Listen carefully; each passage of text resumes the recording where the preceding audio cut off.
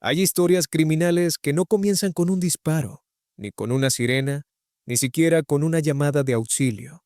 Comienzan con una sensación, una inquietud casi imperceptible que se instala en una familia, crece en silencio y un día estalla. El éxodo de la familia Trump pertenece a ese tipo de relatos. No hay sangre ni violencia explícita, pero hay algo quizá más perturbador: el colapso gradual de la percepción de la realidad. En septiembre de 2016, una familia común del estado de Victoria, en Australia, desapareció sin dejar rastro. No huyeron de un crimen conocido, no había denuncias previas, no existía una amenaza concreta identificable. Y sin embargo, todos se fueron, cada uno por su lado, como si una fuerza invisible los hubiera empujado a escapar de algo que solo ellos parecían sentir. Durante varios días, el país entero se preguntó qué podía llevar a padres e hijos a abandonar su hogar, sus trabajos, sus rutinas, y disolverse en el mapa. Este no es solo un caso de desaparición, es una historia sobre la mente humana bajo presión, sobre el miedo que se retroalimenta y sobre cómo la realidad puede fragmentarse cuando la ansiedad se convierte en certeza. Para entender lo que ocurrió, es necesario detenerse primero en el lugar y en las personas. Silvan es una localidad rural a las afueras de Melbourne, campos abiertos, carreteras tranquilas, granjas familiares que llevan décadas trabajando la misma tierra. Allí vivía la familia Trump. Mark y Jackie Trump eran agricultores, personas conocidas en la comunidad, sin antecedentes criminales, sin conflictos públicos. Sus hijos, Rihanna, Mitchell y Valeria, ya eran adultos jóvenes o estaban cerca de serlo. Llevaban una vida que, desde fuera, parecía estable. Trabajaban, estudiaban, participaban de la rutina familiar. No había señales evidentes de caos. No había denuncias de violencia doméstica, ni informes de comportamiento errático prolongado. La familia no era particularmente reservada ni excesivamente aislada. Eran, en muchos sentidos, una familia australiana promedio. Valeria Trump, la menor, tenía 22 años en 2016. Era descrita como una joven tranquila, algo introvertida, trabajadora. Había tenido algunos episodios de estrés en el pasado, pero nada que encendiera alarmas graves. Como ocurre con muchas personas jóvenes, atravesaba el proceso de construir su identidad adulta, entre expectativas familiares, responsabilidades laborales y preguntas internas aún sin resolver. Nada en su historia sugería que sería el rostro visible de un misterio nacional. El 28 de agosto de 2016, algo cambió. Ese día, Valeria fue encontrada por un automovilista en una carretera rural, desorientada, con signos de agotamiento y dificultad para comunicarse con claridad. No sabía exactamente dónde estaba ni cómo había llegado allí. Dijo que sentía que alguien la estaba persiguiendo. La policía fue llamada y Valeria fue trasladada a un hospital. Allí, su estado mental llamó la atención. Confusión, ansiedad intensa, miedo persistente. Mientras los profesionales de la salud intentaban estabilizarla y contactar a su familia, ocurrió lo inesperado. Nadie respondía. Cuando la policía fue a la granja de los Trump, la encontró vacía. No había señales de lucha ni indicios de un robo. Los vehículos familiares no estaban. Ropa, objetos personales y documentos habían sido dejados atrás. No era una mudanza planificada.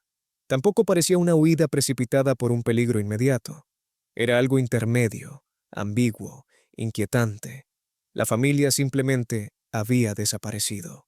La noticia se difundió rápidamente.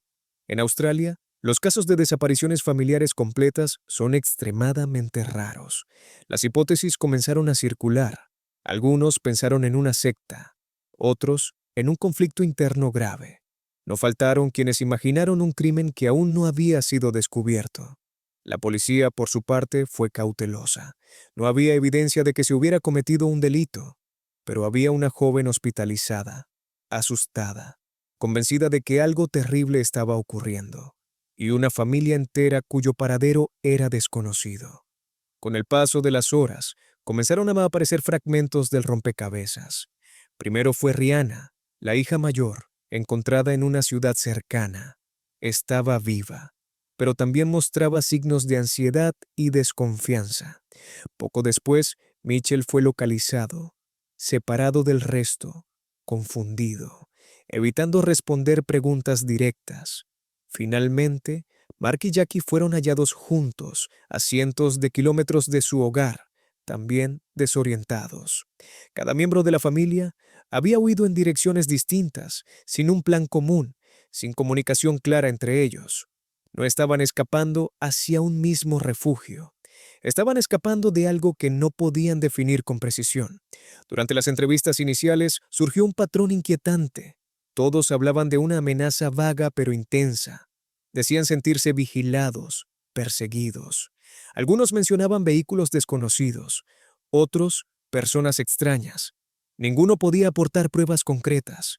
No había nombres, no había hechos verificables, solo una convicción profunda de que no estaban a salvo. Esa convicción había sido suficiente para abandonar todo. La investigación policial se centró entonces en descartar escenarios criminales externos. Se revisaron registros telefónicos, movimientos bancarios, cámaras de seguridad. No se encontró evidencia de acoso real, de extorsión, de amenazas documentadas. Tampoco había indicios de que alguien más se hubiera beneficiado de su desaparición. La familia no había retirado grandes sumas de dinero ni planeado una nueva vida en secreto. Todo apuntaba hacia un fenómeno interno, no hacia un enemigo externo. A medida que los días pasaban y los Trump eran reunidos y evaluados por profesionales de la salud mental, comenzó a perfilarse una explicación más compleja y a la vez más humana. Los especialistas hablaron de un episodio de psicosis compartida, también conocido como trastorno delirante inducido. No se trata de una enfermedad frecuente. Ocurre cuando una persona con un delirio fuerte logra transmitirlo a otros miembros cercanos, generalmente dentro de un grupo muy unido y aislado. El miedo se contagia. La interpretación distorsionada de la realidad se valida mutuamente. Lo que empieza como una sospecha se transforma en certeza colectiva. En el caso de los Trump se cree que el estrés acumulado, problemas financieros no divulgados públicamente y tensiones familiares pudieron haber creado el terreno propicio. No hablamos de una familia ajena a la realidad ni permanentemente desconectada del mundo. Hablamos de personas que, bajo presión, comenzaron a interpretar señales ambiguas como amenazas reales. Un auto desconocido en el camino, un ruido en la noche, una llamada perdida. Elementos que, en otro contexto, habrían pasado desapercibidos. Valeria, la más joven, parece haber sido la más vulnerable. Su colapso en la carretera fue el punto visible de una crisis que ya estaba gestándose. Su miedo se convirtió en evidencia para el resto.